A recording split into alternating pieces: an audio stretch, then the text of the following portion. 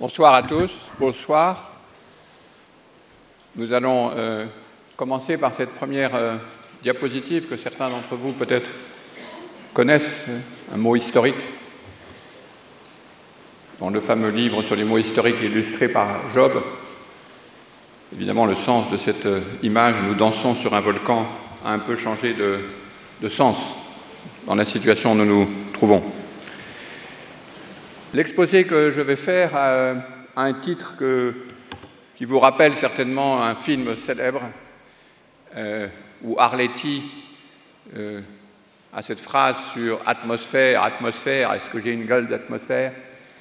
Mais j'ai simplement modifié le terme atmosphère par un terme un peu moins connu, mais qui probablement sonne de façon aussi étrange que le mot atmosphère au moment où le film est situé, qui est le mot anthropocène. Et donc, sans essayer d'imiter l'accent d'Arletty, je vais simplement dire anthropocène, anthropocène, est-ce que nous avons une gueule d'anthropocène? Heureusement, un article récent publié dans Nature la semaine dernière, et même au début de cette semaine, nous invite à donner à cette gueule d'anthropocène un visage. L'anthropocène, qui fait depuis longtemps l'objet de beaucoup d'études et de beaucoup de propos chez les philosophes, les artistes et les scientifiques, n'avait pas jusqu'ici fait l'objet des premières pages de ce prestigieux journal anglais qui s'appelle Nature, la nature. Et là, vous avez une illustration assez étrange, puisque le personnage qu'on a choisi pour illustrer le numéro entier et l'article d'un certain Monastersky, en fait, est un personnage hybride, composé, comme vous le voyez, de sédiments, de fossiles, d'une multiplicité des éléments et des différents degrés qui forment non pas simplement l'humain, comme on l'imaginait autrefois, mais un humain, comme le dit le sous-titre de cette image, un humain, comment dire, terrestre, mais au sens où il est fait de terre, presque de boue. On le savait, évidemment, nous sommes poussière et nous retournerons à la poussière. Mais là, c'est une autre version, une version scientifique du fait que l'humain est, disons, en quelque sorte, façonné et lui-même façonnant la géologie et la science des sols. Et comme nous sommes ici dans le musée de l'anthropologie, on ne peut évidemment pas s'empêcher de trouver une certaine ressemblance entre ces êtres terrestres, cette espèce de figure étrange de « voici l'homme », ecce homo, et des figures que nous connaissons bien, dont certaines sont d'ailleurs dans ce musée, qui sont les tatouages, cette habitude ancestrale que beaucoup de cultures ont travaillé, d'explorer par une modification très profonde du visage et par une transformation du visage des appartenances à une multiplicité de liens avec des états qu'on pourrait appeler dans notre tradition à nous la nature, mais qui pour eux n'étaient pas la nature, mais disons des puissances étranges. Et vous avez en ce moment même dans le musée une récitation du livre de Lévi-Strauss qui a aussi donné son nom à ce théâtre, Triste Tropique, qui porte en partie, dans un chapitre célèbre, sur ces formes et ces tatouages. Il y a une espèce de transformation très profonde de l'anthropologie à cause de ce terme d'anthropocène. Après tout, anthropos, c'est dans les deux termes, anthropocène, anthropologie. Et c'est là-dessus que je voudrais essayer de réfléchir avec vous ce soir pour célébrer, puisque c'est l'objet de ces 3 jours, une espèce de nouvelle façon de penser l'anthropologie. Et la première chose, c'est que autrefois, il n'y a pas longtemps, disons peut-être 20 ans, lorsqu'on parlait d'anthropologie, lorsqu'on a construit même ce musée, il s'agissait de rapporter dans des collections à l'intérieur de ce bâtiment et dans beaucoup d'autres, dans les autres pays, des figures, des restes, des œuvres d'art, des objets de la vie matérielle, dont a parlé ce matin Pierre Lemonnier, qui appartenaient à des cultures dont on regrettait, mais en même temps dont on célébrait l'ancienneté et la disparition. Mais il s'agissait de cultures qui avaient évidemment disparu. Et donc il y avait toujours quelque chose, et on le voit bien dans le titre même de Triste Tropique, et on l'entend encore mieux dans le livre de Lévi-Strauss dont je parlais il y a une minute, il y avait quelque chose d'une nostalgie profonde que les cultures qui avaient produit les anthropologues, les cultures qui envoyaient les anthropologues recueillir les quelques restes de ces civilisations que nous faisions disparaître sous nos pas, eh bien, elles étaient précieuses, mais que ce n'était pas quelque chose qui nous concernait, parce que notre monde à nous, pour le meilleur ou pour le pire, s'étendait. Et donc, ce qui change profondément l'anthropologie en ce moment, c'est que, tout à fait au contraire, nous avons une nouvelle familiarité, un peu tardive, il est vrai, mais quand même très importante, une connivence, on pourrait dire, entre ceux dont le monde a disparu et ceux dont le monde est en train de disparaître, en tout cas dans sa forme ancienne. Juste un exemple bien connu des anthropologues, le très bel exemple des Arapèches en Nouvelle-Guinée, là où travaille d'ailleurs Pierre Lemonnier, dans une série de livres célèbres par Don Tuzin, il a décrit cette magnifique culture arapèche, en particulier la construction de ces extraordinaires maisons des esprits, dont vous voyez là le début de la construction, et, pardon, j'ai appuyé sur le mauvais bouton. Et là, vous voyez la maison des esprits construite avec l'ensemble de cette représentation de tous les clans de cette même société arapèche, maison des esprits qui constituait un investissement colossal en termes de temps, de bois, de fabrication, d'émotion de cette civilisation, au point qu'il se définissait même comme, quand on voulait demander aux Arapèches qui sont-ils, ils désignaient la maison des esprits et disaient « nous sommes ceux qui construisons cette maison des esprits », comme on pourrait le faire, comme on aurait pu le faire autrefois en disant « c'est nous qui construisons ces cathédrales », et maintenant on dirait « c'est nous qui construisons ces centrales nucléaires ou ces EPR ». Enfin ça, je ne suis pas sûr qu'on dirait ces EPR. Enfin.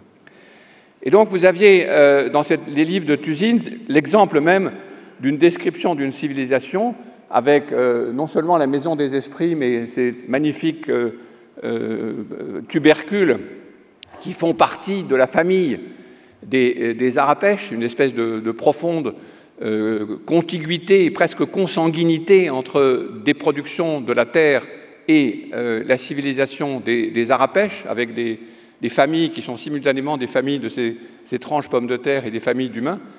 Et 10 ans après, quand Don Tuzin est revenu, cette civilisation avait été détruite systématiquement par les Arapèches eux-mêmes, évidemment alphabétisés d'une part et évangélisés de l'autre, qui avaient décidé de faire disparaître leur propre société. Et dans un deuxième livre très bouleversant, Don Tuzin racontait qu'il revenant dans une civilisation dont il était devenu en quelque sorte le dernier dépositaire par l'analyse anthropologique qu'il en avait fait. Il avait vu sous ses yeux, sauf qu'il n'était pas exactement là au moment où ça se passait, des gens qui, devenus protestants, avaient décidé de se séparer de cette société millénaire dans laquelle ils avaient vécu. L'histoire est bien connue, mais évidemment on l'écoute d'une façon toute différente maintenant que c'est à notre tour, si j'ose dire, de nous retrouver à l'intérieur de cette même situation, dans une incertitude, nous aussi, sur notre destin. Et je ne prends pas un exemple venant de scientifiques ici, mais d'un magnifique écrivain de BD qui s'appelle Squarzoni, qui dans un livre qui est probablement en français le meilleur livre sur la question climatique, que je vous recommande vivement, a décrit un peu la situation, vous voyez, des humains en train d'être soumis, comme nous le sommes tous, à ce bombardement permanent de nouvelles et de mauvaises nouvelles concernant le sort de la planète et des sols sur lesquels nous reposions avant sans penser que ce sol pouvait se dérober sous nos pas. Et dans le livre, qui représente une extraordinaire exploration de ce problème que j'essaye de vous soumettre cet après-midi, il est avec sa femme dans sa cuisine, dans sa salle à manger, il essaye de lire. Il est comme moi et peut-être beaucoup d'entre vous, pas du tout spécialiste des questions de climat ou même d'écologie. Donc il essaie de comprendre ce que les scientifiques lui disent et d'essayer d'absorber ces mauvaises nouvelles avec ces outils qui sont les outils de la BD. Donc il tourne autour, il essaie de comprendre On nous parle toujours de cette planète bleue qui est supposée nous unir, mais qui ne nous unit pas, et dont on nous dit qu'elle est menacée. Et il utilise, ce qui est assez étonnant dans une BD, tout un répertoire d'interviews de scientifiques. Et vous voyez là les interviews de grands scientifiques climatologues comme Le Treut et Jouzel, qui sont interviewés dans la BD pour essayer que ce qu'ils disent, qui est tellement difficile à entendre, non pas difficile techniquement tellement, mais difficile à cause émotionnellement presque, puisse être absorbé par l'auteur de la BD et évidemment ses lecteurs. Et cette espèce d'attention à la situation fait qu'il utilise aussi toute une série de mythologies, d'images qui sont très émouvantes pour essayer de se familiariser en quelque sorte avec les nouvelles de cette terre ou de ce sol ou de cette air qui commence à manquer. Et donc vous voyez que la séparation qui était faite autrefois dans la collection même qui est là-haut, en disant oui, ça concerne malheureusement ces magnifiques sociétés disparues, résonne dans nos oreilles de façon un peu différente, si nous l'entendons aussi comme quelque chose qui n'est pas si différent de beaucoup de choses qui nous arrivent, c'est-à-dire une espèce d'impression d'incertitude sur la solidité du sol sur lequel nous reposons, ce qui ne veut pas dire que nous subissons les mêmes attaques aussi violentes que celles qu'ont subies les Arapèches ou les Indiens d'Amazonie, mais quelque chose quand même qui rend une connivence et qui fait de l'anthropologie non plus quelque chose du passé, mais quelque chose du présent et probablement du futur, comme on le voit très bien lorsque on assiste à des manifestations. Il s'agit ici de la grande manifestation qui a eu lieu à New York en septembre 2014, tout à fait unique dans les annales de la vie politique à New York. Malheureusement, ce n'est pas le cas ici à Paris. Le même jour, il y a eu une manifestation qui était beaucoup moins historique. Nous en avons une autre, il est vrai, historique, mais pas pour les mêmes causes.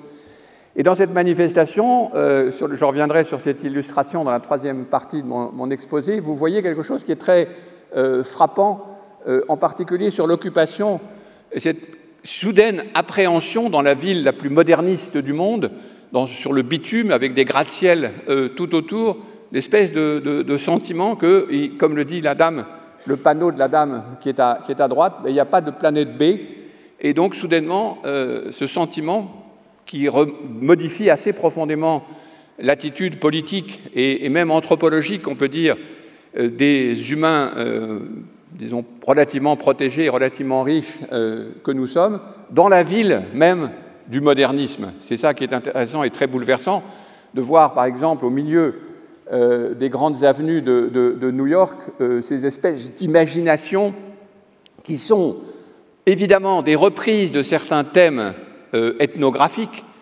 Et je montre cette image parce que demain, vous aurez une conférence de Michael Hausmann sur les figures, disons, de ces nouveaux êtres et ces nouveaux cultes qui empruntent à des versions ethnographiques, dont certaines sont peut-être dans ce musée, pour imaginer des êtres politiques qui sont évidemment des êtres très, très hybrides. Ici, il s'agit d'aimer la mère Terre, une figure évidemment très, très ambiguë. Je ne suis pas sûr que son destin ethnographique soit si intéressant que ça, mais enfin, c'est amusant de voir ces figures ethnographiques qui ne sont pas dans les musées, mais qui sont réactivées à l'intérieur des rues de New York pour les rendre, disons, vives.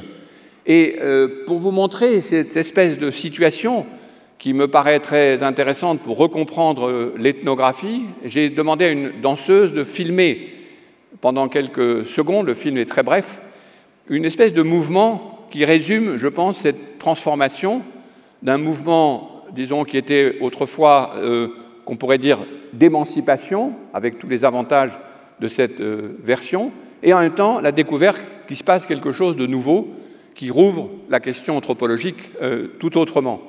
Et donc, c'est Stéphanie Ganacho qui a accepté, il y a 2 ans, de jouer pour moi. La scène est très brève, vous allez voir. C'est un split screen. Vous avez la même image des 2 côtés, mais prise avec deux caméras. Et vous allez voir qu'elle fuit 2 fois dans 2 sens différents. Elle fuit, elle fuit, elle fuit, elle se retourne, elle regarde derrière elle. Et là, ce qu'elle voit n'est pas terriblement moins effrayant que ce qu'elle quittait. Elle regarde à ses pieds, et là, elle voit arriver vers elle quelque chose qui a le même degré d'effroi que ce qu'elle fuyait dans l'image précédente, à gauche, au point qu'elle esquisse même un léger mouvement de recul. Vous comprenez que ceux qui, en quelque sorte, fuient devant cette... Non, ouais, merci. Ceux qui fuient et qui ont fui et qui voient arriver devant eux cette situation nouvelle ne peuvent pas avoir, de la définition de l'anthropologie, la même situation. C'est-à-dire que se crée une nouvelle politique, évidemment, du coup, une nouvelle vision de l'anthropologie, du fait que tous ces peuples, ceux que nous avons très largement détruits, je reviendrai sur ce point, et ceux que nous sommes, qui sont en train de comprendre qu'ils sont aussi, en un certain sens, en train de se détruire, de façon avantageuse, s'aperçoivent qu'ils sont dans le même bateau, en quelque sorte, mais n'ont pas non plus les moyens de comprendre la situation dans laquelle ils sont. Et c'est là où il est intéressant de voir que les producteurs de ces nouvelles idées, de ces nouveaux concepts, ne sont pas forcément des gens des sciences humaines, ne sont pas forcément des anthropologues ou des philosophes, mais des scientifiques, des géologues, des pédologues, des spécialistes des sols, toute une série de gens, et évidemment des climatologues, qui essayent de comprendre, parce qu'eux sont affrontés directement à cette transformation très profonde de la situation, à des nouvelles qu'ils voient dans leurs instruments, qui sont particulièrement troublantes, et ils essayent de les réfléchir. Et le thème le plus étonnant, c'est celui de l'Anthropocène. Voici un schéma, comme vous en avez certainement vu lorsque vous étiez à l'école, qui représente toute une série de ces époques très longues de la Terre, et plus vous remontez dans le passé, plus les époques ou les périodes et même les ères sont longues, et vous savez que cette Terre, l'histoire de cette Terre s'étale sur 5 milliards d'années, et nous sommes intéressés, disent les géologues, par une minuscule petite partie, une petite lamelle qui est ici, qui est si fine qu'on ne peut même pas la représenter dans un dessin dans lequel on a l'ensemble du monde, qui est l'Anthropocène, qu'ils appellent la gueule d'Anthropocène par laquelle j'ai commencé, c'est-à-dire cette idée, qui nous paraît au début assez étrange, que la force géologique la plus importante sur la planète, eh bien, ce sont les humains. Pas les humains individuels, évidemment, mais la puissance de transformation, d'érosion, d'utilisation des ressources de la planète. Et c'est elle qui façonne, d'après les géologues qui proposent ce terme d'Anthropocène, la planète. Alors évidemment, ça paraît très surprenant quand on pense aux questions géologiques, puisque quand on dit une époque géologique, c'est généralement très long, très long, et c'est une façon de dire que ça nous dépasse par l'imagination. Celle-ci nous dépasse, mais pas par sa longueur. Elle nous dépasse par la transformation vraiment stupéfiante que la force la plus importante pour mouler la géologie n'est pas les volcans, n'est pas la tectonique des plaques, n'est pas même le climat directement, mais l'humanité avec son industrie, bien sûr, son agriculture et son commerce. Évidemment, il s'agit d'un sujet disputé. Les géologues sont des gens sérieux, ils ne se précipitent pas pour prendre des décisions de non à la légère. Ils ont mis 55 ans pour décider de la date exacte du quaternaire, donc ils prennent leur temps, ils n'ont pas encore décidé. Mais le fait qu'ils travaillent cette notion d'Anthropocène nous paraît, à nous autres artistes, philosophes, poètes, intellectuels, politiques, militants, bien intéressant pour comprendre cette nouvelle situation dans laquelle nous nous trouvons. Et il y a deux dates sur lesquelles je voudrais revenir, qui montrent à la fois la controverse, mais en même temps l'intérêt de cette dispute. Donc ce sont des géologues, et même dans les géologues, ce sont des gens qui étudient les sédiments, ceux qu'on appelle les stratigraphes, et c'est eux qui prétendent, sans que la certitude soit totale, que si on repère dans les sédiments, maintenant déjà, en 2015, mais plus tard, certainement dans quelques milliers d'années, voire dans quelques dizaines de milliers d'années, les roches qui auront été produites par les civilisations qui nous succéderont, eh bien on pourra reconnaître au moins une date très précise, disent-ils, c'est un papier qui date du début du mois de janvier, on pourrait imaginer et reconnaître comme disons, marqueur, ce qu'ils appellent un clou doré, comme marqueur de cette nouvelle ère géologique, le 16 juillet 1945. Pourquoi? Eh bien parce que c'est le début des explosions atomiques dans l'atmosphère, et que ça, c'est très bien pour les stratigraphes, parce que ça veut dire que quand on a ce sédiment, il est partout dans le monde, à tous les endroits de la Terre, à cause du fait que ces retombées nucléaires se diffusent partout. On pourra repérer, si on a les outils adaptés, cette date qui signerait ce moment, disons, qu'on peut attribuer au début de l'Anthropocène, et vous verrez tout à l'heure que pourquoi cette date est importante aussi pour d'autres indicateurs. Ce qui est assez étonnant, d'ailleurs, c'est que quand j'étais enfant, on se moquait beaucoup des gens qui disaient que le nucléaire avait détraqué le temps, et en fait, ce n'était pas faux. On se moquait des concierges qui bougonnaient en disant ils nous ont tout bougé, le climat, avec leur machin. Le problème, c'est que ce n'est pas le temps qui avait été bougé, c'est effectivement le climat, d'après cet argument qui est assez émouvant, en quelque sorte. Mais c'est le deuxième que je trouve encore plus extraordinaire, et celui-là date de cette semaine, du début de la semaine, le même article par lequel j'ai commencé. Et là, il s'agit d'une date encore plus extraordinaire. C'est un article de Lewis et Machelin, qui est en lien direct avec l'anthropologie, puisqu'il propose de dater l'Anthropocène aux alentours de 1610. Pourquoi 1610? Eh bien, parce que c'est un moment, quand on fait l'analyse longue des quantités de CO2 dans l'atmosphère, et vous savez que le CO2 est l'un des grands responsables de ces transformations climatiques, on le sait depuis le milieu du XIXe siècle, mais maintenant on le sait dans notre chair en quelque sorte, c'est le moment où la quantité de CO2 dans l'atmosphère est la plus basse, pendant de très très longues périodes. Et les chercheurs se sont dit, mais comment ça se fait qu'il y ait cette baisse très étonnante en 1610? Et ils se sont aperçus d'une possibilité, encore une fois, ils n'ont pas voté, donc il ne faut pas la prendre pour un fait établi, mais pour une suggestion qui vient de paraître dans la littérature scientifique. Ils se sont aperçus que c'est le moment où on a reforesté les Amériques du Nord. Les forêts d'Amérique du Nord se sont accrues de façon colossale depuis 1492, et vous n'avez pas de difficulté à comprendre ce qui s'est passé, qui a permis la reforestation de l'Amérique du Nord depuis 1492, c'est évidemment l'élimination des 50 millions d'Indiens dont on évalue la présence au moment où Colomb découvre, entre guillemets, les États-Unis. Enfin, les États-Unis, l'Amérique.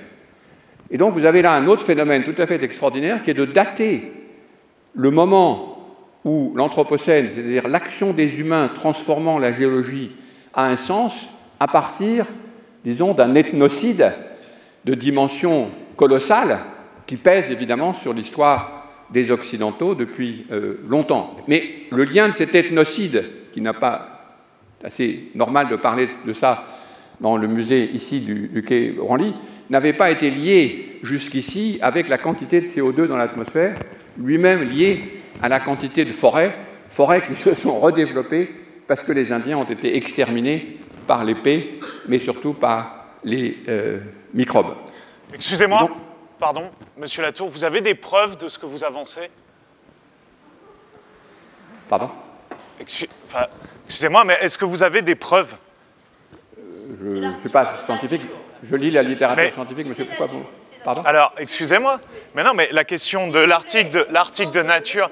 Excusez-moi, mais c'est juste que depuis le début, on est en train de nous projeter des images assez catastrophiques, et tout le monde fait comme si c'était absolument rien et qu'on n'avait pas besoin de réagir. Il y a une question quand même essentielle qui est celle de la preuve. Est-ce que vous avez des preuves de ce que vous avancez?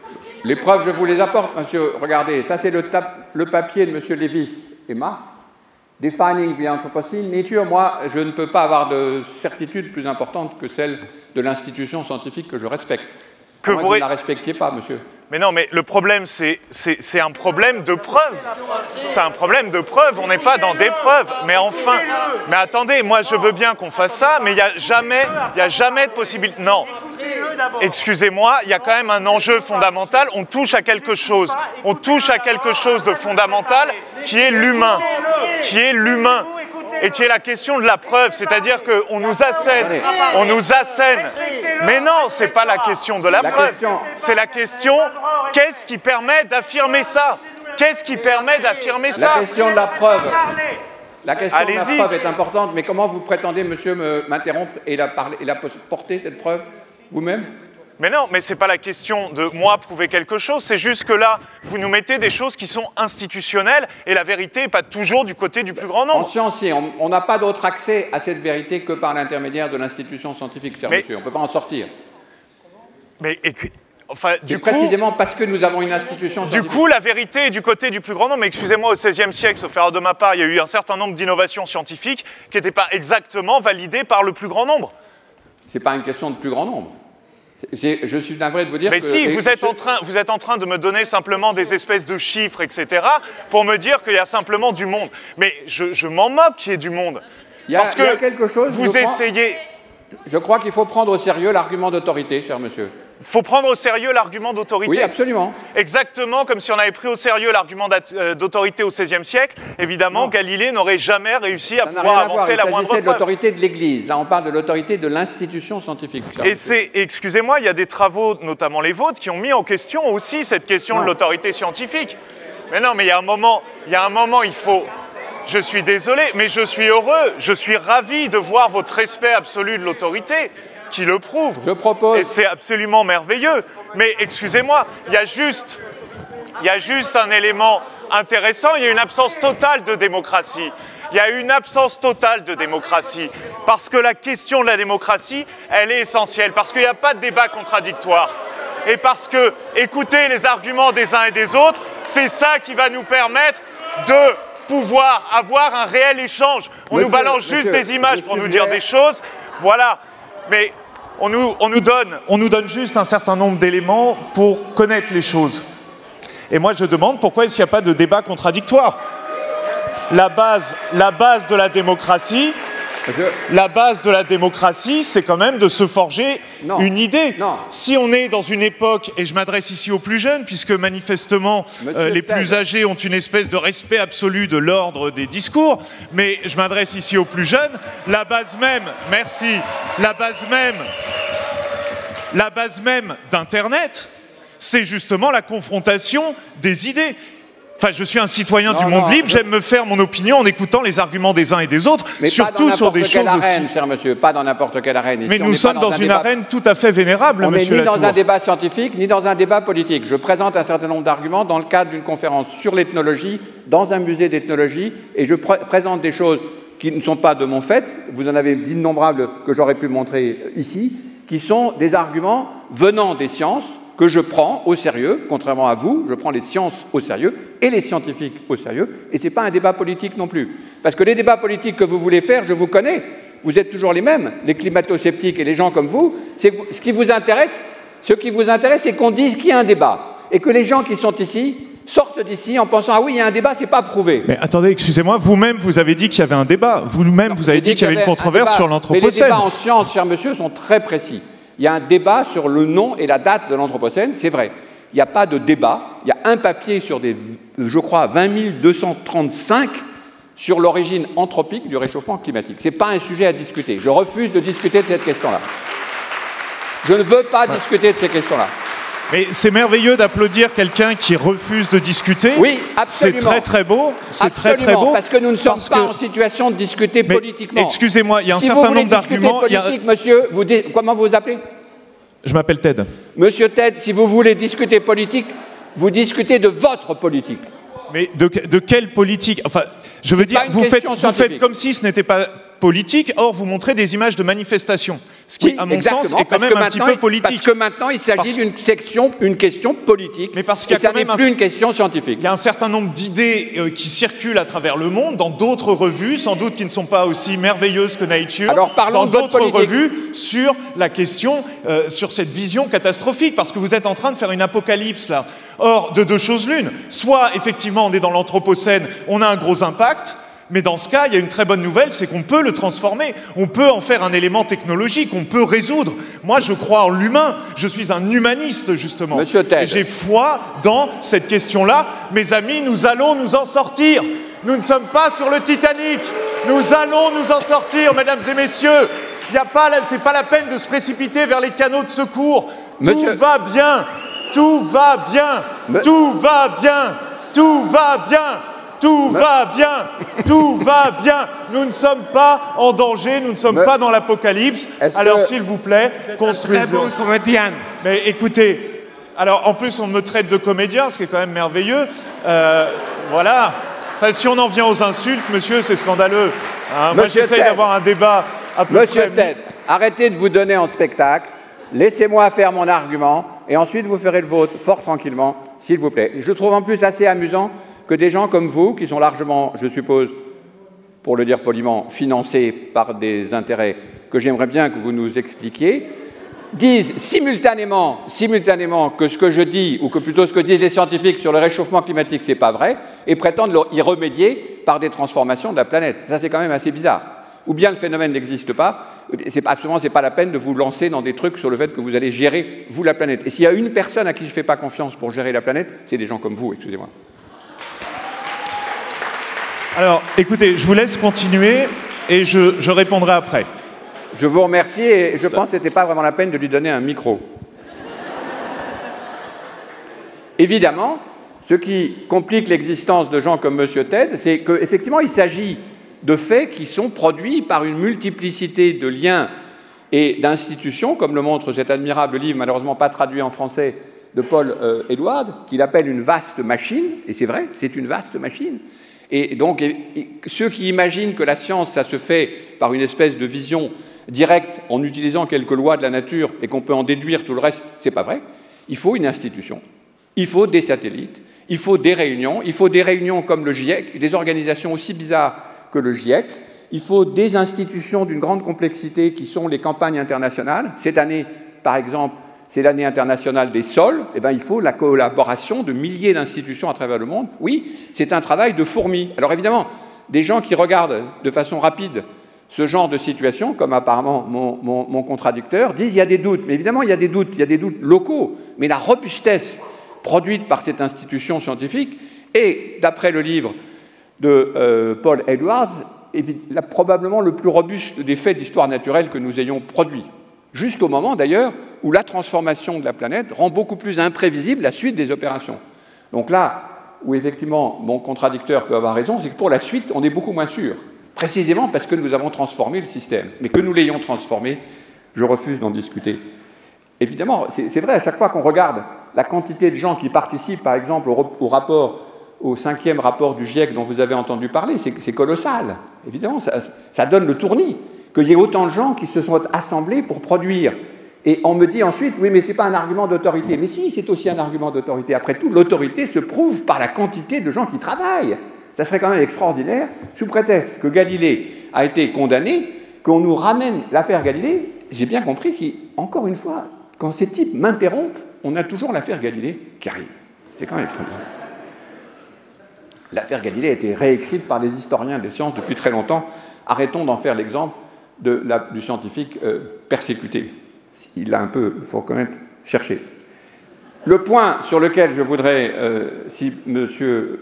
Ted me laisse faire ma présentation, c'est un cas qui est typique du genre de situation. Alors évidemment, on comprend que ça irrite beaucoup les intérêts établis et que ça irrite même beaucoup de gens scientifiques parce que c'est vrai que ce sont des propos hybrides. Ces malheureux chercheurs, comme Stephen, ici, qui produit cet article de 1999, où il introduit la notion de grande accélération, évidemment, c'est des choses hybrides. Ils essaient de comprendre quelle est l'influence de ce facteur humain sur la géologie. Comment ça ne soit pas hybride? Ça vient d'informations scientifiques, de sciences solides du sol, et des sciences qui sont évidemment beaucoup moins solides d'économie, de sociologie, de statistique, de géopolitique. C'est normal. C'est la situation dans laquelle on est. C'est la situation même que décrit le terme anthropocène. Et donc la grande accélération, c'est un terme évidemment discuté. Oui, ils sont discutés. Mais ce n'est pas parce qu'ils sont discutés qu'ils ne sont pas vrais. C'est parce qu'ils ont été discutés qu'ils deviennent vrais. C'est ça l'activité scientifique. Vous avez ici en haut, c'est un peu une espèce de proxy, si vous voulez, de l'activité de la présence des humains sur Terre. Ça, c'est en gros la trace des humains en 1900. Ça, c'est la trace des humains en 1950. Et ça, c'est la trace en 2010. Donc, moi qui suis un peu de cette génération-là, voilà, quand je suis né, les humains occupaient à peu près cette position. Leur trace laissée sur la Terre était celle-là, et maintenant c'est celle-ci. Ce qui est intéressant, alors évidemment, on me dit c'est catastrophiste. J'ai beaucoup profité depuis 1947 de la situation, ça c'est vrai. Je me suis grandement accéléré, moi et probablement vous aussi ici. Peut-être pas les Indiens d'Amérique, peut-être pas les gens qui sont en Inde, ça c'est sûr, mais nous, oui, oui. Nous avons produit cette prodigieuse accélération dans laquelle nous sommes. Alors si on dit que c'est catastrophiste, je crois que la seule réponse est de dire oui, c'est exactement ça, voilà la catastrophe. Elle est redécrite d'ailleurs très précisément dans une version nouvelle du même papier par les mêmes Stephen et quelques autres, en 2015, donc en janvier, la trajectoire de l'Anthropocène, la grande accélération, où ils ont repris l'ensemble des données, et vous voyez, à chaque fois, quelles que soient les données qu'on prend, que ce soit des données, disons, scientifiques sur l'utilisation de l'eau, ou sur la température, ou sur le tourisme, donc en mélangeant des données qui sont des données scientifiques et de sciences dures, disons, et les données ici, qui sont des données de sciences naturelles, des données de sciences naturelles, pardon, ici, sur l'aquaculture, l'utilisation de l'acidification des océans, ou des données d'origine, disons, économique et sociale, vous avez cette même courbe, et nous sommes à peu près toujours dans la même accélération. On le savait, on le sait depuis très longtemps, on le sait depuis le Club de Rome, au moins dans la sphère, disons, politique et économique, on le sait depuis bien longtemps, comme les historiens de l'environnement l'ont montré dès le début de la révolution industrielle, on le sait, mais on ne le sait pas.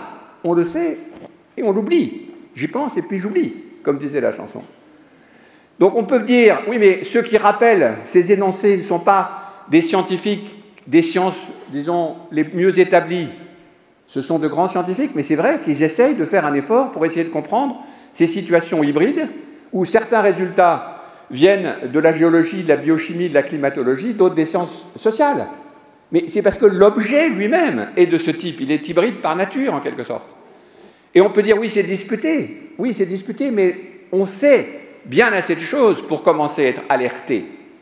On n'a pas besoin d'en savoir, on a besoin d'en savoir plus pour des tas de raisons scientifiques, mais en ce qui concerne la politique, on n'a pas besoin d'en savoir plus. Et la perversité des interrupteurs qui sont toujours dans ces conférences, comme M. Ted, et on se demande parfois qui les finance, eh bien, la perversité de ce genre d'implication, c'est de croire qu'on ne sait pas suffisamment pour agir. Or, c'est exactement le contraire. On sait 100 fois assez pour agir. Parce que l'action n'a jamais attendu la certitude absolue. Il n'y a pas d'absolu en science. Par contre, la politique a besoin d'informations et d'alertes. Si ça, ce n'est pas des alertes, alors ça veut dire qu'on ne comprend rien à la notion d'alerte. Et ça veut dire qu'il faut douter. Alors à ce moment-là, on rentre dans un univers parallèle, ce qui est souvent le cas des gens comme mon interrupteur, d'une théorie du complot, c'est-à-dire toute la science produite depuis 30 ans sur ces questions est fausse. C'est ce que pense, d'ailleurs, je le signale, le président de la commission de l'environnement au Sénat américain, qui a écrit un livre entier pour montrer qu'il ne connaît rien du tout aux sciences particulièrement, mais il a écrit un livre entier pour prouver, d'après lui, que ces sciences sont des inventions d'un complot pour imposer le socialisme aux États-Unis. Et l'URSS n'y étant pas parvenu, les soviets ayant été vaincus, la prochaine ennemie, ce sont les climatologues. Les climatologues. Vous imaginez comme c'est vraisemblable. Mais ces gens qui ne veulent pas modifier leur politique, leur occupation des sols, évidemment, s'accrochent de toutes les façons possibles. En fait, on est dans une situation qui ressemble beaucoup à la situation décrite par cet artiste. Et je pense que dans tous ces sujets, il faut toujours mélanger à la fois les sciences et les arts pour bien comprendre qu'on est dans une... C'est une question de terrain, c'est une question de sol. Voilà une œuvre de Thomas Saraceno qui a été présentée à Milan il y a 2 ans et qui est une espèce d'exploration du... Si on peut lancer le film, les messieurs de la régie.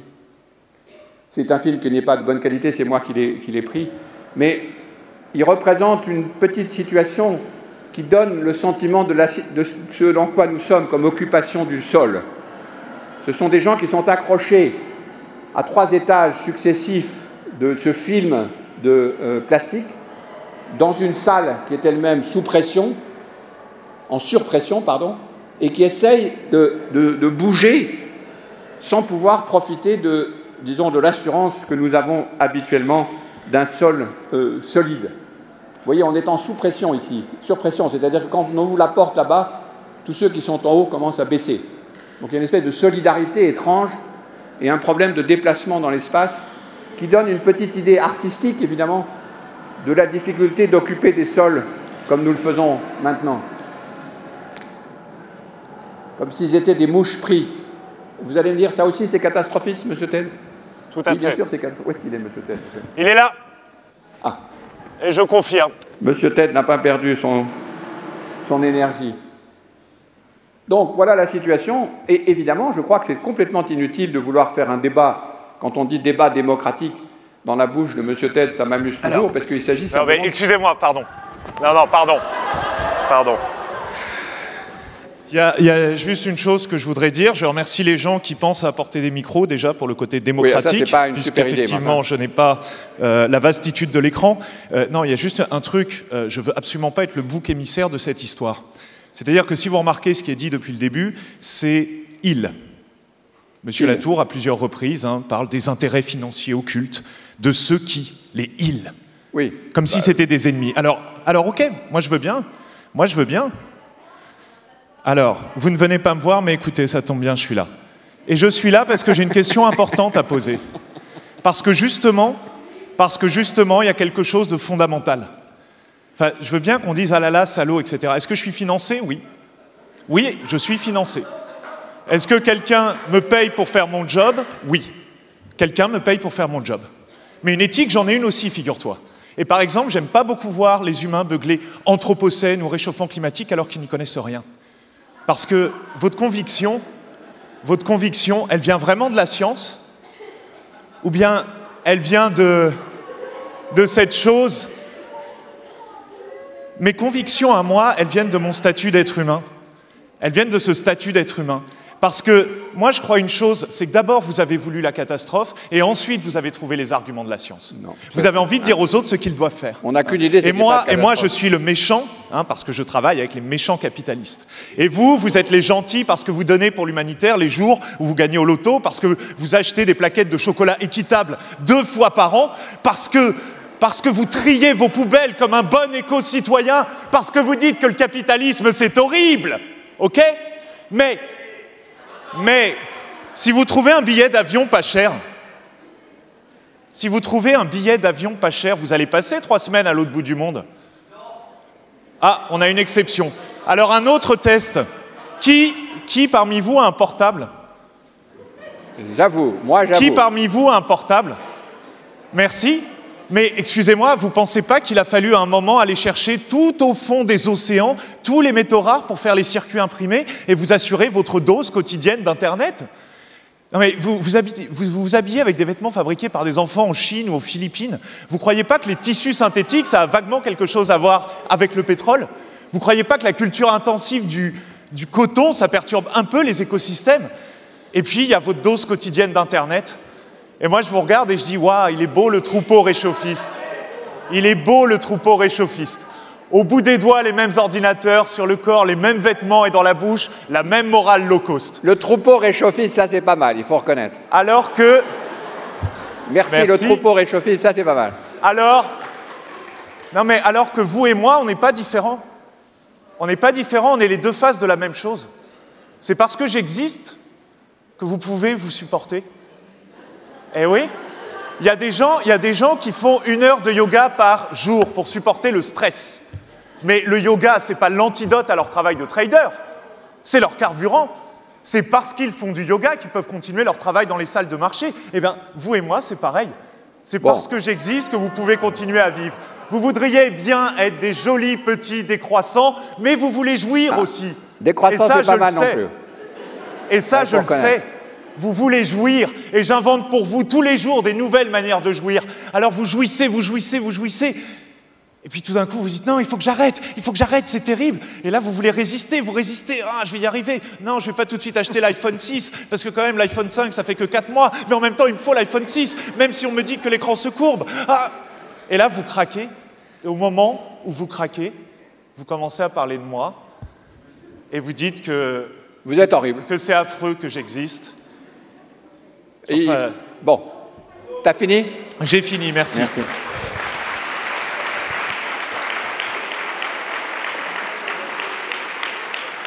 Mais il faut reconnaître que troupeau réchauffiste, c'est quand même pas mal enlevé, il faut quand même reconnaître, même dans les oppositions les plus étranges.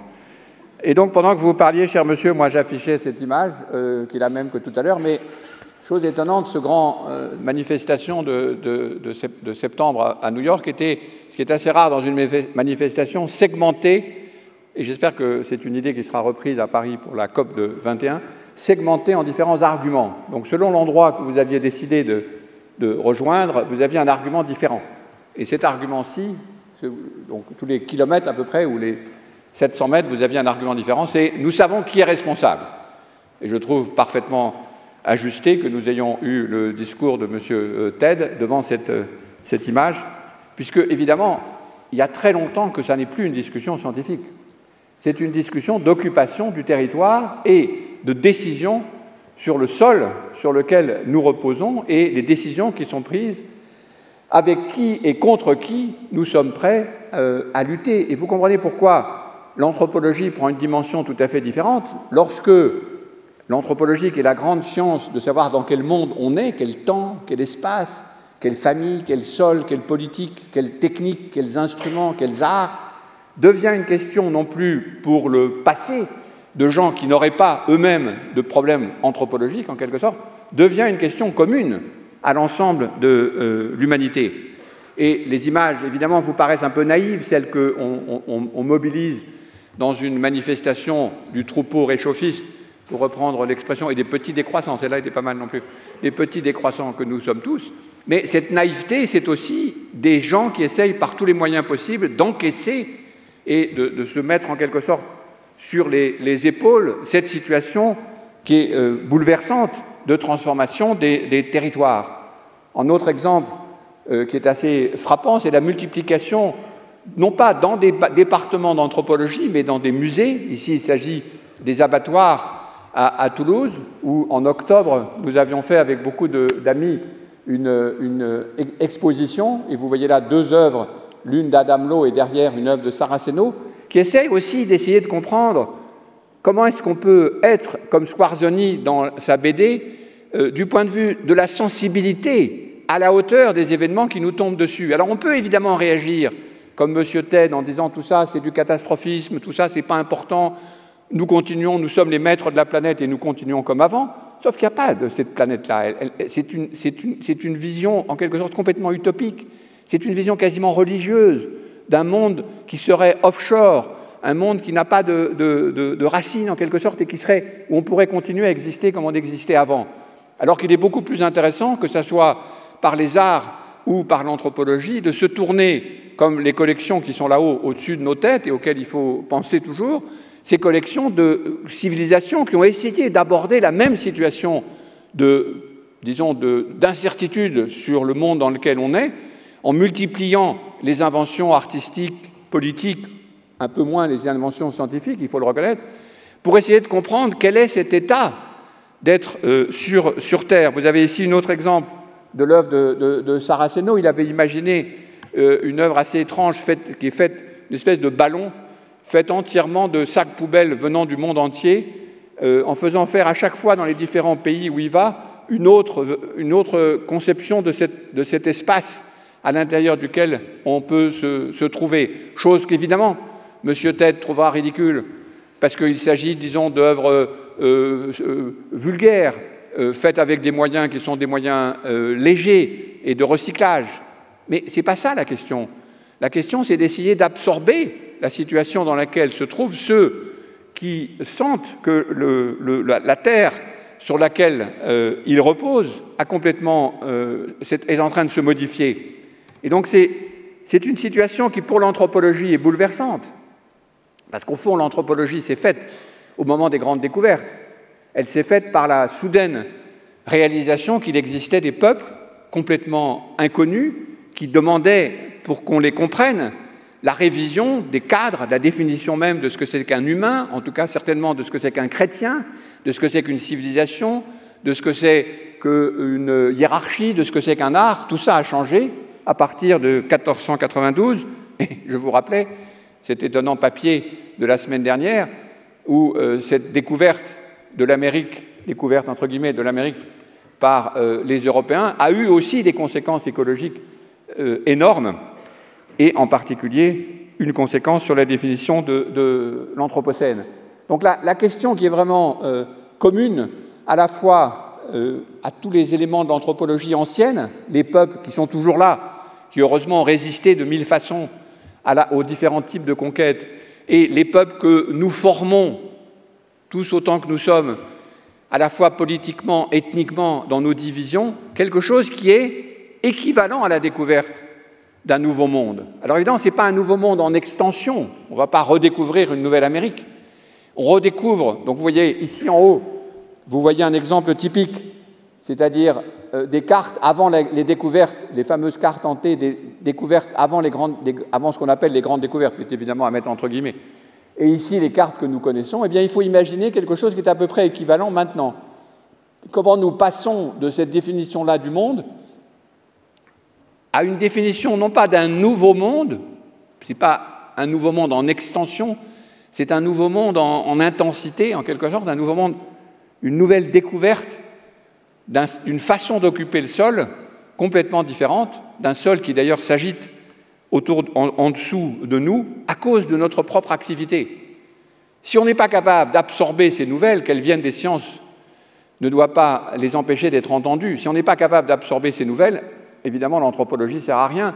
Et en quelque sorte, c'est une espèce de déni, une espèce de dénégation de la situation historique dans laquelle nous devons nous trouver. Je pense qu'il est plus intéressant d'essayer d'être à la hauteur. Comment on finit Mathieu? Alors, comment on finit? Je voulais finir, moi, sur Cassandre. Ouais, en plus, je ressens assez bien ce qu'elle a ressenti, puisque Cassandre est celle qui parle et personne ne veut l'écouter. Et c'est une expérience intéressante. On l'écoute, mais on ne la croit pas. Mais en fait, la vraie question qui se pose, c'est que face à toutes les catastrophes qu'on a eues dans le passé, la réponse typique, c'était celle de l'arche. La réponse typique, c'est celle de Noé, qui dit bon, on va construire une arche, on va se barrer. Et ce qui est assez amusant, c'est de voir des grands films de science-fiction américains qui utilisent exactement cette image-là des arches dans 2011, etc. Or, quand on réfléchit à la question de l'arche, il y a pas mal de problèmes. Le premier problème, c'est la question du financement. Parce qu'évidemment, si vous appelez Noé, que vous allez voir votre banquier, et vous dites, voilà, j'ai un projet assez intéressant, c'est une arche, parce qu'il y a une grande catastrophe qui arrive, vous allez vous rendre compte que le financement va être assez compliqué à obtenir. Donc ça, c'est le premier point. Le deuxième point, c'est que c'est bien beau de bâtir une arche, mais il y a la question de où est-ce qu'on va l'amener. Parce qu'une fois qu'on a le bateau, si c'est juste pour avoir le bateau dans son jardin et qui ne serve à rien et avoir le reproche de sa compagne parce que, tu vois, tu as encore investi des milliers des cents dans ton arche, tu t'en sers pas, etc. Donc la question, où est-ce qu'on va aller?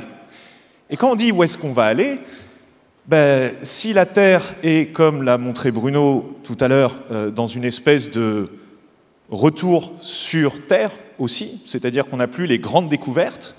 Je suis désolé pour les fans de Star Trek, mais c'est plus Space, the Final Frontier. Non, il n'y a plus de frontières en fait, c'est un mur, on se le prend dans la gueule, et tout d'un coup on découvre que l'espace qu'on croyait infini est extrêmement clos. Donc nous sommes sur Terre.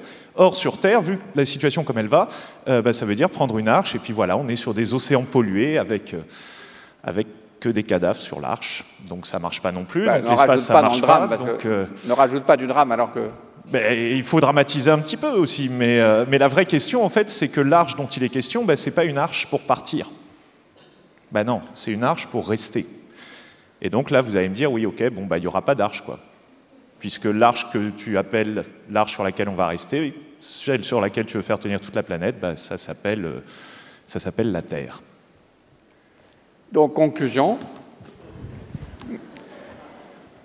Évidemment, beaucoup de choses. D'abord, le plaisir de pouvoir discuter avec vous sur ces questions de partage des sentiments, qui sont à la fois des sentiments, des alertes, des lectures scientifiques, toute une espèce de culture, au fond, qu'on pourrait dire une culture anthropocène, en rajoutant un SC à anthropocène, une espèce de sensibilité nouvelle, et on est ramené à cette phrase d'Arletty du début sur l'atmosphère, anthropocène, ça va demander un travail d'élaboration artistique, scientifique, politique, militant assez considérable, mais qui est aussi, au fond, malgré le message assez peu réconfortant au premier abord, qui est aussi une chance pour l'ensemble des arts, des sciences et de la politique, et en particulier pour l'anthropologie, puisque vous avez compris le message essentiel que j'ai essayé d'envoyer, c'est que l'anthropologie n'est pas le recueil de choses qui ont disparu, mais la question fondamentale, au fond, de savoir ce qui nous intéresse maintenant. Et donc c'est pour ça qu'avec Mathieu et beaucoup d'autres amis, nous avons fait cette pièce dont vous avez eu un tout petit extrait ici, de Gaia Global Circus, qui continue à tourner un peu dans le monde entier. Et juste, ça c'est une minute de publicité pour finir, pour essayer de tester un certain nombre de ces idées concernant la question de la négociation sur les territoires, de la diplomatie des territoires, précisément comment on absorbe le genre de contradictions que Mathieu a joué tout à l'heure et qui sont essentielles à la compréhension de ce que c'est que d'être sur Terre en ce moment, les conflits actuels concernant l'occupation des sols et la définition des guerres du climat, en quelque sorte, des guerres sur l'occupation des sols. Nous avons, comme vous le savez, la conférence de Paris en 2015, mais qui a toutes les limites et tous l'espèce de bulle à l'intérieur duquel la diplomatie s'est installée depuis une trentaine d'années, bulle qui est bien décrite dans ce livre que je vous conseille de lire si vous vous intéressez à la conférence de Paris en décembre 2015, qu'on appelle la COP 21, la conférence des parties, Conference of Parties en anglais. Ce livre de Stéphane Haïkout et de Hamid Dahan est absolument essentiel pour la compréhension de cette espèce d'impossibilité où nous sommes d'absorber toutes ces nouvelles et de trouver une forme politique correspondante. Et c'est pour ça que dans le titre de ce livre, « Gouverner le climat », mais c'est le point d'interrogation qui est le plus important, on ne peut pas gouverner le climat si on n'essaie pas de rendre réaliste la description des territoires dans lesquels nous sommes. Et ce que nous voudrions faire dans une espèce d'exploration avec des élèves de Sciences Po et d'un peu partout dans le monde en mai, à la fin du mois de mai 2015, c'est une simulation plus réaliste de cette situation de négociations diplomatiques qui risque quand même d'échouer à nouveau en décembre 2015, ce qui découragerait à peu près tout le monde malgré la mobilisation qu'on sent venir. Et là encore, il s'agit de rendre des questions qui sont classiques dans l'anthropologie, c'est-à-dire la question au fond de l'interculturel, de la négociation interculturelle, mais en lui donnant sa dimension de géopolitique, c'est-à-dire sur quoi, avec qui et sur quel territoire nous allons continuer à exister. Donc une espèce de tension, si vous voulez, à la fois de l'anthropologie, de la géopolitique, et évidemment simulée, et ce sera aux Amandiers, à Nanterre, donc dans un théâtre, le théâtre, ce que nous appelons, avec Frédéric Aïtouati, qui va parler dans une seconde, le théâtre des négociations. Et si ça vous intéresse, je pense que c'est un moment très intéressant, que vous soyez étudiant, que vous soyez professeur, chercheur ou membre d'une association quelconque qui travaille sur ces questions, et évidemment personne intéressée du public, de participer d'une façon ou d'une autre à ce qu'on appelle Paris Climat 2015, Make It Work. Merci à tous, merci à Mathieu.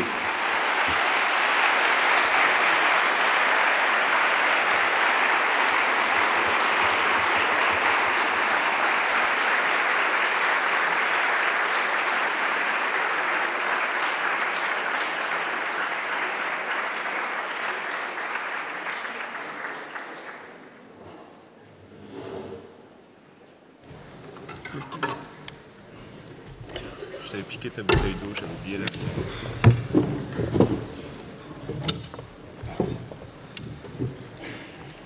Je sors le badge officiel, donc.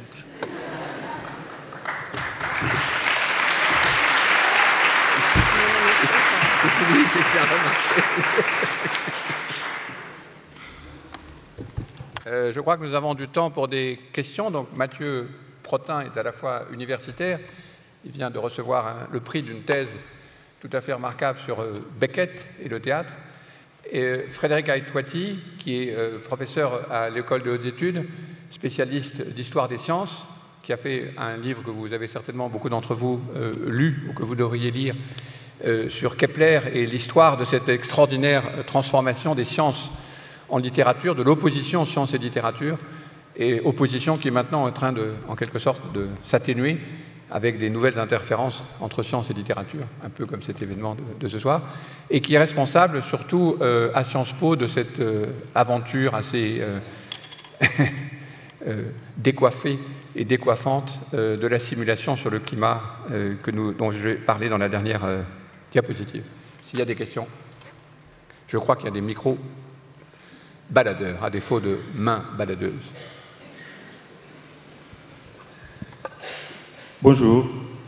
Moi, je m'appelle Omar. Merci pour votre conférence. Et bon, moi, je suis étudiant à l'école d'haute études en sciences sociales. Et j'ai assisté à un séminaire avec le professeur Benoît Assart et un atelier sur l'anthropocène, précisément. Et là, j'ai découvert un ouvrage, à mon avis, assez intéressant, parce qu'il pose une critique précisément sur l'anthropocène, c'est-à-dire le concept d'anthropocène. Et l'ouvrage, je cite, pour partager avec tous, c'est l'événement anthropocène, écrit par Christophe Bonneul et Jean-Baptiste Fressos, et édition du Seuil.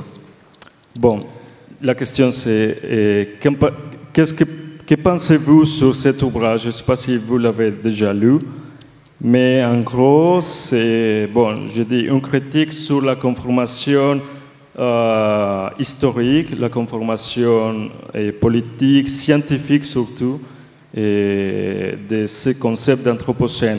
Et je ne suis pas encore sûr, ou je ne suis pas sûr si c'est déjà accepté par cette comment dire, institution internationale de géologie.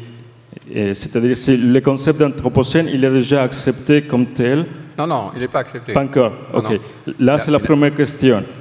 Et ce qui me choque finalement, pas la conférence, sinon le discours de l'anthropocène, c'est ça précisément. Quelles sont les conséquences d'accepter ce discours de l'anthropocène? Il y a beaucoup de disputes. Disons, il y a deux séries de disputes.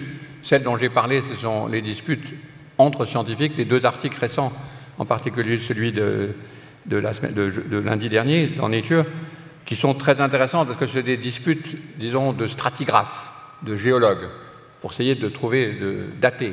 Mais ça n'enlève pas du tout toutes les critiques que font Fressos et Bonneul dans un livre que j'ai lu attentivement et qui est très important, bien sûr, que c'est pas de la bonne histoire et c'est pas du tout non plus de la bonne anthropologie de ce point de vue-là, pour la raison qu'il montre, mais qu'il est évident, c'est que cet anthropocène attribue à l'activité humaine une unité, et en particulier une unité politique que bien sûr elle n'a pas.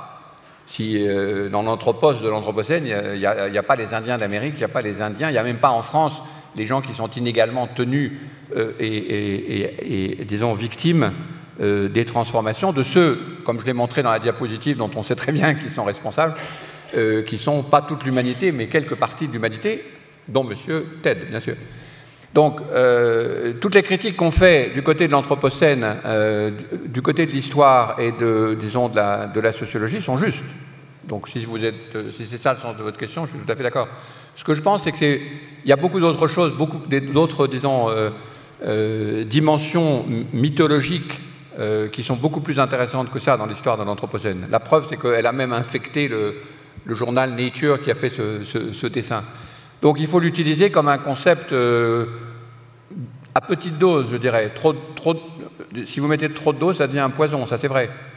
Parce que ça pourrait être compris comme une espèce de renaturalisation de l'ensemble de l'activité et de l'histoire humaine. Ce n'est pas du tout, je l'espère, comme ça que vous avez compris mon exposé. Je pense qu'au contraire, il y a dans l'anthropocène, évidemment il faut le traiter avec soin, comme tous les concepts, un peu dangereux, une réserve de contact avec l'histoire d'abord de la géologie, ce qui est quand même le sens premier, ensuite avec l'histoire humaine.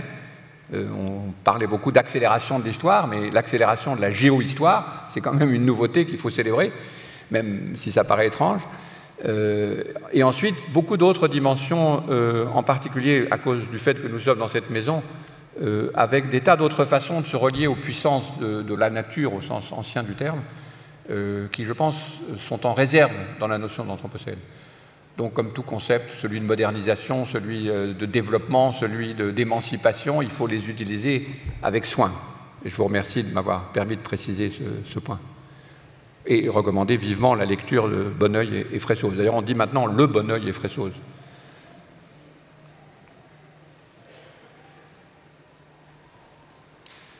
Dans votre petite scénette où il y avait cette danse très intéressante, ça m'a fait penser à l'ange de l'histoire de Walter Benjamin qui décrit ce tableau de Paul Klee.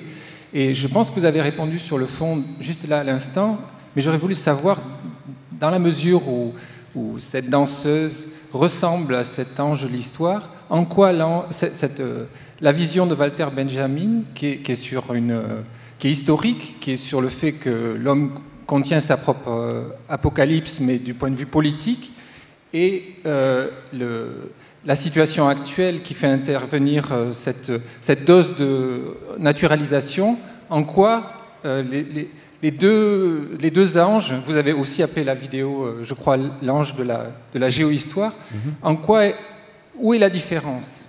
Il y a deux différences. La première, c'est que elle court, elle est presque pareille au début, puisqu'elle court comme l'ange de l'histoire qui voit des choses rétrospectivement et qui sent qu'il y a derrière lui des catastrophes, mais dans le texte de Benjamin, les catastrophes, c'est celles qui sont, en fait, il se déplace comme ça à l'envers, et alors que là, elle jette des coups d'œil derrière elle, parce que les catastrophes sont en partie créées par son propre mouvement de fuite, et non pas dans ce sens-là, mais dans ce sens-là.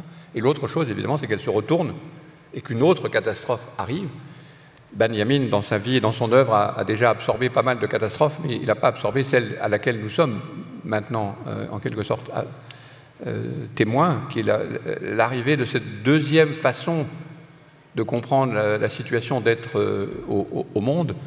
Et je pense que l'ange de la géohistoire, de ce point de vue-là, est d'une figure encore plus à la fois belle, mais en même temps tragique, que celle de l'ange de Benjamin. Et ce n'est pas un ange, c'est nous. C'est nous, c'est même très précisément nous les modernes, c'est-à-dire ceux qui ont fui une horreur, disons, archaïque, et qui, en nous retournant, en voient arriver une autre dont nous sommes en partie responsables, même si le mot responsable ne veut pas dire grand-chose, et qui voyons arriver quelque chose qui n'est pas la nature. Ce qui nous arrive n'a rien à voir avec la nature, au contraire, c'est quelque chose de tout à fait différent, que j'appelle, moi, Gaïa, et qui est un être, disons, mi-scientifique, mi-mythique, mi-politique, qui est bien intéressant, et auquel il faut faire face. Donc c'est pas la même histoire. C'est un ange, c'est peut-être un ange aussi, mais c'est pas la même histoire. Mais vous avez raison, le lien avec Benjamin est évident dans le titre que j'ai donné à cette petite pièce.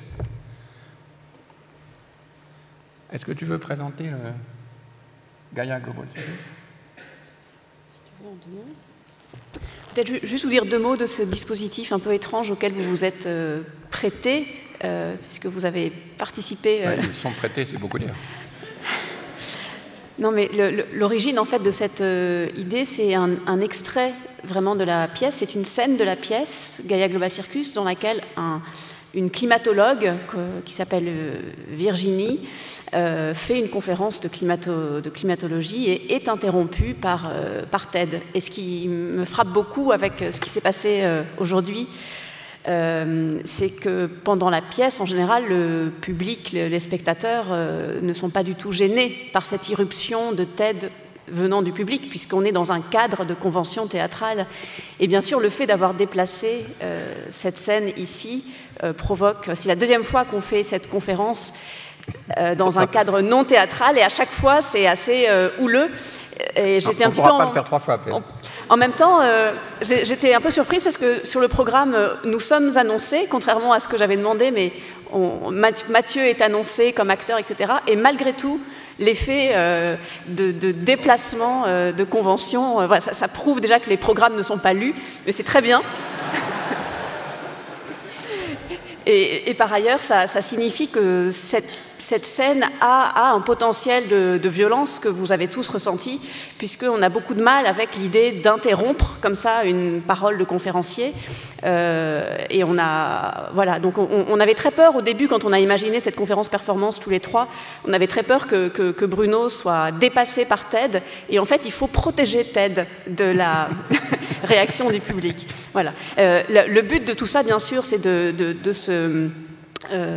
retrouver un petit peu la sensibilité, comme disait Bruno, à ces questions. C'est-à-dire que le fait que la parole de Bruno soit interrompue produit un effet d'écoute supplémentaire, il nous semble, et c'est un petit peu ce qu'essaye de faire aussi la pièce, de faire entendre ces paroles scientifiques en général ou bien empêchées, ou bien qu'on a tellement entendu qu'on n'arrive plus vraiment à en appréhender l'urgence.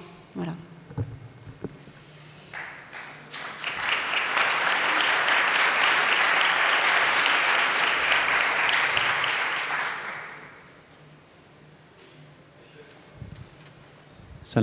Oui, ça fonctionne. Monsieur Latour et les autres, merci beaucoup. C'était très intéressant. Et moi, je suis une des personnes qui n'avait pas tout de suite compris, donc j'étais aussi un peu énervé, mais merci pour ça. Mon nom est Hans Boscher, je viens des Pays-Bas. Ça fait plus que 10 ans que je travaille dans le climat. J'étais directeur du climat au gouvernement Pays-Bas. Donc, je connais bien le discours et je partage avec vous la peur et le polépasse du COP 21. Mais qu'est-ce que je voudrais savoir, c'est qu'est-ce que l'anthropologie peut nous ajouter dans le discours? Qu'est-ce que vous pouvez ajouter pour sortir de cette impasse? Parce que ce n'est pas les géologues qui vont résoudre ce discours. Donc qu'est-ce qu'on peut apprendre de l'anthropologie et de l'histoire? C'est une belle question, surtout venant d'une part d'un climatologue et d'autre part d'un des pays les plus, disons, conscients de ce que c'est que de faire attention au sol sur lequel on est, puisque vous l'avez créé, vous, les Hollandais, artificiellement, totalement. Donc il y a une sensibilité hollandaise qui est particulièrement importante dans toutes ces questions. Et je répondrai en continuant sur ce que disait Frédéric il y a une minute, c'est qu'une des raisons aussi pourquoi l'intervention de TED est si importante, c'est aussi parce que c'est un vrai problème.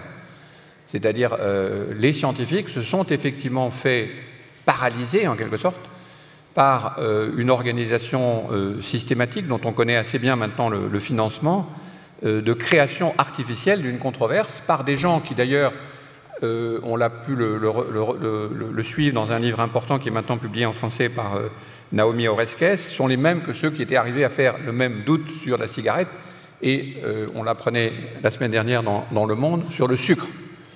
Donc je pense qu'il y a une façon d'aider, si j'entends votre question, les scientifiques à sortir de l'impasse, comme on le lit d'ailleurs dans le Guardian de cette semaine, c'est arrêter d'aller dans des débats contradictoires. N'essayez plus de convaincre comme si on ne savait pas, puisque l'effet de ce genre de débat télévisé, disons, le débat télévisé où on inviterait un climato-sceptique et un climatologue, comme en Amérique on invite un biologiste et un créationniste, c'est de ne pas aller dans ce genre de débat. Ça n'est pas la reine, malgré ce que dit Ted dans l'une de ses enfin, sauf qu'on n'a rien entendu parce que tout le monde criait tellement fort qu'on n'a pas entendu ce qu'il disait. Enfin, il avait quand même un bon argument là, mais vous ne l'avez pas entendu. Donc il y a une espèce d'erreur de cible en quelque sorte. Les scientifiques continuent à dire c'est injuste qu'on nous attaque, nous allons nous défendre sur un terrain scientifique, mais c'est pas ça que leurs adversaires cherchent. Leurs adversaires cherchent juste à ce qu'on dise ah, il y a un débat, donc c'est pas la peine de faire quoi que ce soit. Or, ce qu'il faut faire, à mon avis, et c'est là où nous avons beaucoup travaillé cette question dans la pièce, parce que Virginie, donc le personnage qui est interrompu, dit « mais je ne vais pas discuter, nous sommes en guerre ». Et elle dit « allez dire à vos maîtres », c'est lui, ses maîtres à lui, que les scientifiques sont sur le sentier de la guerre. Alors évidemment, il y a quelque chose de très encore incertain dans cette situation-là, c'est-à-dire d'accepter que ce soit effectivement des gens qui définissent une situation politique et pas du tout une situation scientifique.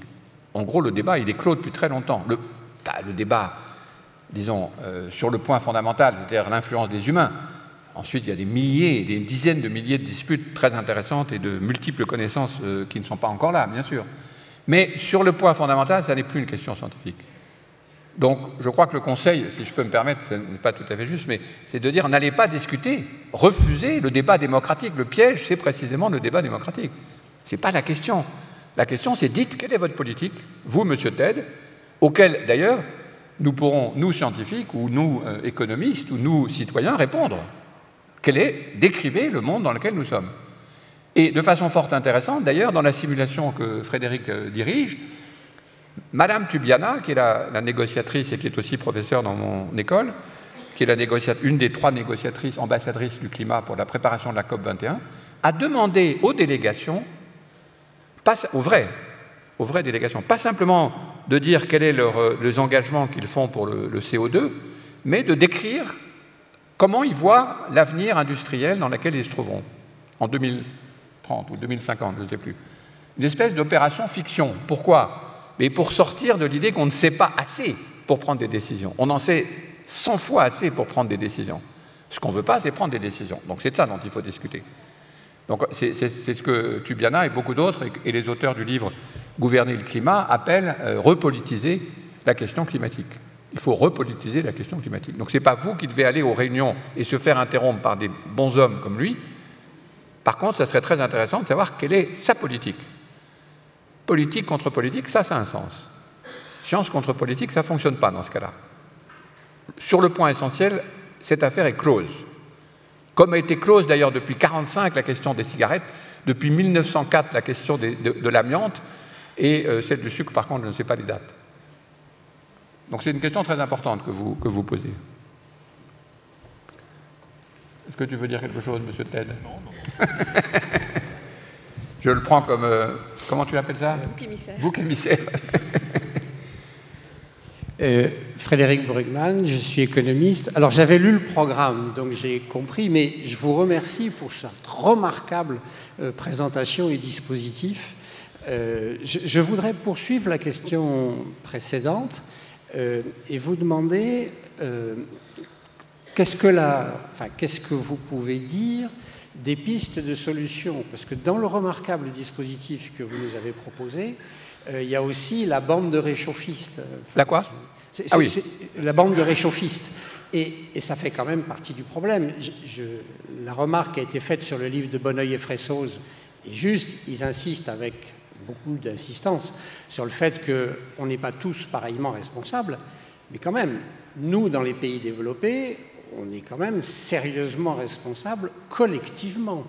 Et ça fait partie du problème posé, ça fait partie de l'aveuglement dont on fait preuve et dont font preuve nos gouvernants avec nous, je fais exprès de le dire comme ça, sur l'Anthropocène et le mur vers lequel on va. Donc ma question porte autour de où sont et comment se travaillent aujourd'hui les pistes de solutions, sachant que on ne pourra pas continuer à dépenser autant d'énergie qu'on en consomme, autant d'eau qu'on en consomme. Enfin bon, je ne reprends pas les graphiques qui étaient très clairs. Donc qu'est-ce que vous pouvez nous dire de ça, des pistes qui se travaillent, pas la COP 21, parce que ça c'est autre chose, puis c'est très lent, très très lent. Donc où sont les pistes un peu scientifiques ou alternatives, sérieuses, qui se travaillent à ce qu'on a comme problème devant nous? Ce serait une imposture de ma part de prétendre répondre. Je crois qu'on peut juste dire que la tâche commune, c'est d'explorer pourquoi on ne bouge pas. Donc, je crois que là, l'anthropologie est très importante. C'est-à-dire comment le problème que vous signalez, j'allais presque dire, c'est une question que chacun de nous ici doit se poser en conscience. D'abord à cause du point essentiel que vous rappelez, qui est dans le livre de Le Bonneuil et Fressoz, qui est celui des inégalités vis-à-vis des questions environnementales, qui devient en fait la reprise de toutes les questions d'inégalité, mais sous une forme encore plus accentuée, et qui est aussi... le mot responsabilité, je pense, oui, mais qu'est-ce qu'on fait? Les gens qui se sentent responsables ne sont pas forcément ceux qui vont bouger. Je pense qu'il faut... Ça n'a pas beaucoup de sens de se dire... Oui, ben moi je suis né au début de la grande accélération, maintenant j'ai 67 ans, la grande accélération, c'est moi qui en ai profité, maintenant je me retrouve en situation de responsabilité plus que mes petits-enfants. Oui, mais qu'est-ce que vous voulez faire avec ça? On ne peut rien faire. Enfin, sinon, souffrir, qui est probablement d'ailleurs une des causes du déni. Il faudrait mettre M. Ted sur un divan de psychanalyste, mais je suppose que la culpabilité n'est pas un sentiment qui permet de rebondir.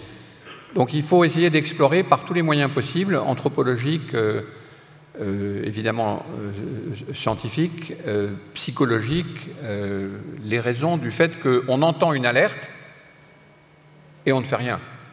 Cette position que j'appelle quiétiste. Je l'emprunte à l'histoire de la théologie parce que je pense qu'il y a aussi un très très fort élément religieux dans le déni. On accuse souvent les écologistes de faire une religion de la question, mais je pense que c'est une erreur complète. Haussmann, demain, en parlera de cette affaire beaucoup mieux que moi, mais je pense qu'il y a une grande dimension théologique dans cette affaire qui est liée à la question de l'Apocalypse, justement. Donc, si vous êtes économiste, je ne veux pas me ridiculiser en donnant des pistes, parce que je ne veux pas être pris au sérieux sur cette affaire. Par contre, je pense qu'il y a une vraie question de lien au temps que j'ai essayé de représenter par cette danseuse. C'est-à-dire, c'est très compliqué d'avoir échappé à toute une histoire et pour se retrouver devant une autre histoire. Je pense qu'il y a là quelque chose qui explique en partie, explique anthropologiquement, affectivement, philosophiquement, notre difficulté à être de ce temps-là. Nous sommes ceux qui nous sommes émancipés, nous sommes ceux qui avons conquis quand même le bonheur, la richesse en partie, qui avons connu une époque de prospérité, et soudainement, on vient nous dire, non, attendez, les gars, comme vous l'avez rappelé, on ne peut pas, ça va pas, ça s'arrête, paf, ça tombe sur un mur, comme tu dis, un plafond. Et je pense que nous n'avons pas la conception du temps pour ça. Alors que si vous montez là-haut dans les collections et que vous regardez les cartels, toutes ces œuvres sont dans des civilisations et dans des temps et une attention aux transformations de l'environnement, du climat, des puissances qui les entourent, précautionneuse, constamment précautionneuse, chose qui nous manque totalement. Donc, je pense que c'est aussi, pour simplement commencer à explorer des pistes, il faut penser à cette idée de changement de temps. Un des très grands livres sur cette affaire ne porte d'ailleurs pas sur l'environnement, mais sur la crise précédente que les gens de ma génération ont connue, qui est la crise concernant la guerre atomique. Anders a écrit un livre qui s'appelle « Le temps de la fin », un très profond livre sur la conception même du temps de ceux qui ont connu ou qui ont été terrifiés par la guerre atomique. Peut-être certains d'entre vous les plus âgés s'en souviennent parfaitement. D'ailleurs, en fait, la menace atomique est toujours là. Mais bon, on l'a oubliée. Elle s'ajoute aux autres. Cette conception du temps, le problème du rapport au temps, me paraît essentiel. Donc je suis un peu loin de répondre à votre question, mais parce que je pense qu'il faut ouvrir aussi tout un autre ordre de choses, et je dis ça en pensant aux collections qui sont là-haut, qui a un rapport avec, disons, le cadre, les fondements du cadre anthropologique. C'est-à-dire, dans quel espace on est, sur quel temps, et qui on est, et quel peuple. Enfin, les trucs de base de l'anthropologie. C'est ça qui est en question dans cette affaire. Un autre peuple, un autre territoire, un autre espace, un autre temps. Et c'est ça que l'Anthropocène, malgré tous ses défauts, permet je pense, d'ouvrir en tout cas. Mais ça ne fait qu'ouvrir des pistes. L'invention du monde dans lequel on va être, c'est tout le monde. Je n'ai aucun privilège de ce point de vue-là. Fallait ? Non, je disais juste comme on a le vrai Christophe Bonneuil en chair et en os qui voulait prendre la parole et qu'on l'a cité 2 fois, je veux bien qu'on lui passe le micro juste pour avoir... à un moment son avis, après la question de monsieur ou de madame. Bonjour. Bon, déjà, en voyant que c'est une conférence théâtrale, je pensais voir arriver Bruno Latour en legging et torse nu, donc j'étais un peu déçu et rassuré. Et on retrouve un peu dans tout le jeu que vous avez mis en place, Mathieu. Je suppose que c'était un travail d'équipe, mais un peu comme dans vos livres, beaucoup d'ironie. Et en même temps, je me sentais hyper mal pour tout le public qui a trop réagi, surréagi. Parce qu'en fait, vous, qui au début étiez contradictoire, ça devenait presque démocratique. Bruno Latour en train d'accepter, voilà, vous demandiez des choses sur la preuve. Et voilà que les gens pleins de bonne volonté l'empêchent de parler. Et en fait, ce qui m'a un peu gêné, c'est pas tant sur le fond... Il m'empêchait de parler. Pardon ? Il m'empêchait de parler, c'est quand même fair. Ouais, vous avez bien gagné quand même. Ce qui m'a juste un peu gêné, c'est pas vraiment le fond que la forme, parce que je suis plutôt rallié à Bruno Latour dans les idées, c'est qu'on passe tout le début, quand on pense que c'est pas du théâtre, c'est Bruno Latour qui gagne, par la preuve, par la contradiction, et en fait, quand on s'aperçoit que c'est joué, comme en fait l'ennemi n'est pas là, l'ennemi est inventé, même si je suppose que vous les avez rencontrés, vous avez débattu, du coup c'est pas fait sur rien, mais à la fin, c'est juste un discours, c'est un peu imposé, en fait, c'est les gentils qui définissent les méchants, qui créent le personnage.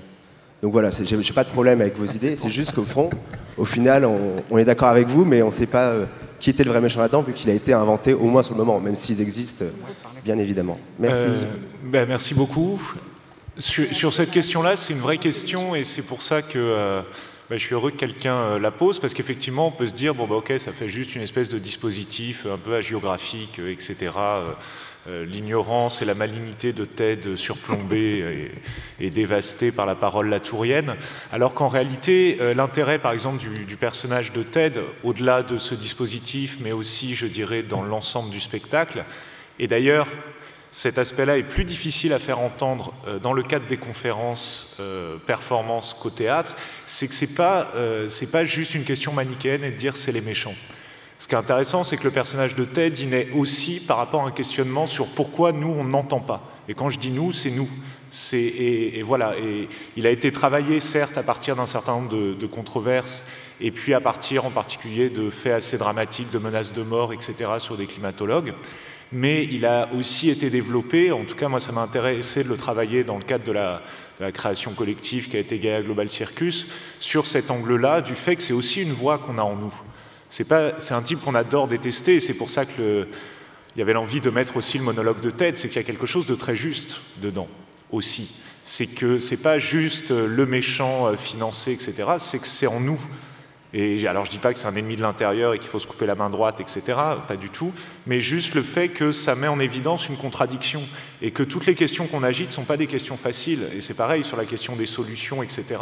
Parfois, à la fin des spectacles, il nous est reproché de ne pas proposer de solutions dans Gaia Global Circus, mais on est sur des questions de sensibilité, et de la même manière que, voilà, si je prends mon cas particulier, vous risquez de me croiser dehors, alors pas dans le jardin, c'est interdit, mais dans la rue en train de fumer une cigarette, j'ai un avertissement très clair sur mon paquet. Alors, voilà, donc c'est pour ça que je comprends tout à fait la remarque, mais le personnage, enfin en tout cas cette idée de faire entendre cette voix, c'est pas juste la dimension regardez, il échoue face à Bruno, mais c'est vraiment pour montrer comment on dramatise, et on dramatise certes des situations extérieures, politiques, mais aussi intérieures. Et je tiens à vous remercier, mais c'est peut-être lié au fait que des gens ont lu le programme, mais je n'ai pas été menacé physiquement cette fois-ci, donc voilà, merci. Mais on avait prévu que ça serait lui qui ferait la tour et moi qui ferais Ted. Voilà. Mais au dernier moment, on a inversé. Et la prochaine fois, c'est ça qu'on fera. Je crois que ça, c'est la fin de l'opération. Donc Christophe Bonhomme, et je ne veux absolument pas parler du livre, je voudrais vraiment réagir au dispositif. J'étais juste devant Frédéric, j'avais lu le programme et je me suis quand même fait surprendre en me disant c'est un vrai climato-sceptique qui débarque, et donc c'est vraiment excellent. En même temps, j'aurais envie d'essayer de comprendre qu'est-ce que fait ce type de dispositif. Je dirais qu'il y a deux contradictions qui sont pointées. La première, c'est entre les méchants climato-sceptiques financés par l'industrie et la gentille science du climat de plus en plus certaine. Et là, la victoire est très claire du côté de la deuxième, et j'en suis très heureux. Et de l'autre côté, il y a effectivement ce que vous disiez, d'un côté, un savoir qui est extrêmement global sur les transformations planétaires, un géosavoir qui vient de photos qui sont prises depuis la Lune, depuis des satellites, enfin, une science un peu qui vient de nulle part, qui est extraterrestre, où depuis l'extérieur on se regarde nous-mêmes, qui est très difficile à incarner, à ressentir, à vivre individuellement. Et de l'autre côté, l'intervention de Ted qui dit oui, mais vous en profitez bien, vous êtes des jouisseurs, etc. Et qui pose du coup finalement cette question entre un savoir global et la façon dont on est capable ou pas de changer nos vies. Et sur ce point-là, on est un peu dans la schizophrénie dans le dispositif que vous nous proposez. Il n'y a pas de réponse de Bruno. Il n'y a pas de réponse des sciences humaines et sociales à comment outiller les humains pour que individuellement ils puissent transformer leur vie, ou collectivement transformer leur vie. Et là, on arrive vraiment à du politique. C'est-à-dire que c'est vrai que le danger du concept de l'anthropocène, c'est l'écologie machinique, au sens de Félix Guattari. Et il faut inventer l'écologie mentale qui proposait. On le voit un peu dans les œuvres d'art que tu présentes, Bruno.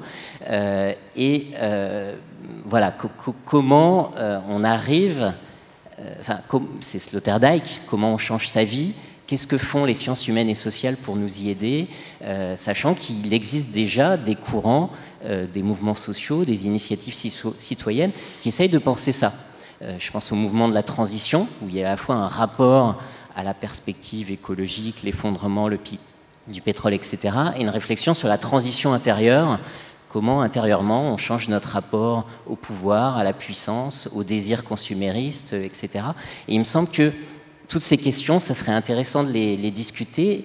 Sinon, il y a un petit risque que le dispositif que vous présentez soit cathartique. Il y a TED qui nous culpabilise en disant « vous êtes des jouisseurs, vous avez un téléphone », mais comment on y répond ?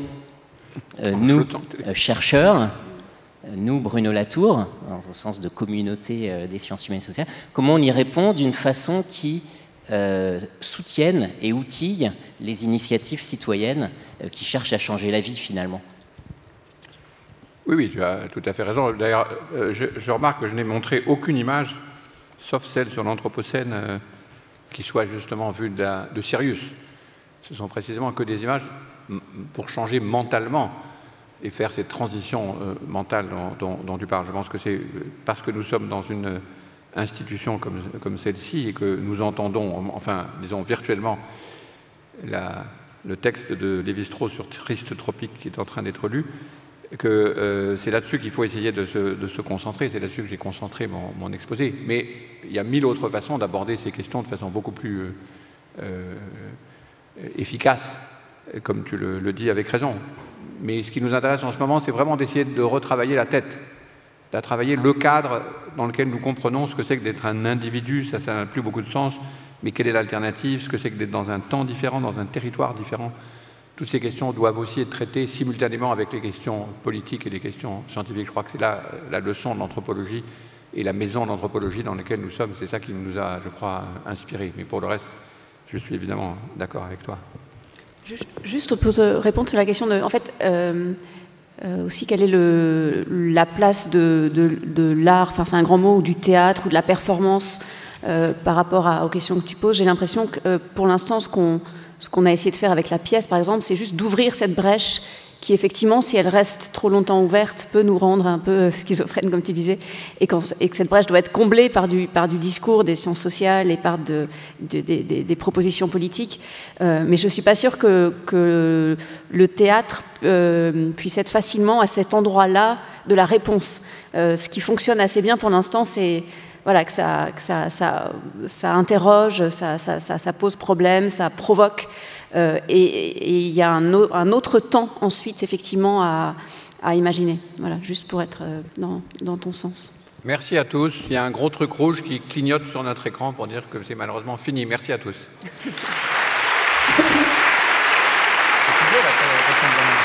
Comment ? Ça, tu donnes la parole à Bernard.